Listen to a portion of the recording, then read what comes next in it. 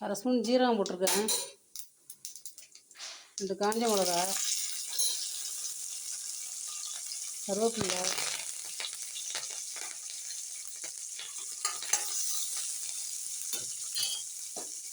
ஒரு வெங்காயம் கட் பண்ணி வச்சுருக்கேன், ஒரு தக்காளி.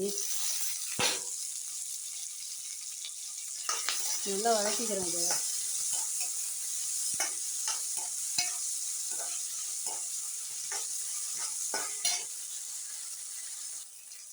வெங்காய தக்காளி வதங்கிடுச்சு.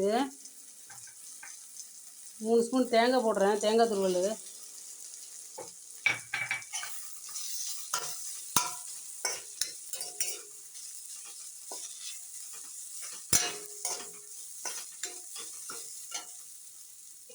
தேவையான அளவு உப்பு போட்டுக்கிறேன். பாருங்கள், நல்லா வதங்கிடுச்சு. நான் வேக வச்சு தென்னை சாதத்தை போடுறேன் இப்போ இதில். இப்போ பாருங்கள், தென்னை தாளிச்ச சாதம் எப்படி சூப்பராக இருக்குன்னு. நீங்களும் செஞ்சு பாருங்கள் உங்கள் வீட்டில். நல்லாயிருக்கும், சூப்பராக இருக்கும், டேஸ்ட்டாக இருக்கும். என்னோடய சேனல் பிடிச்சிருந்தா லைக் பண்ணுங்கள், சப்ஸ்கிரைப் பண்ணுங்கள், ஷேர் பண்ணுங்கள். தேங்க்யூ.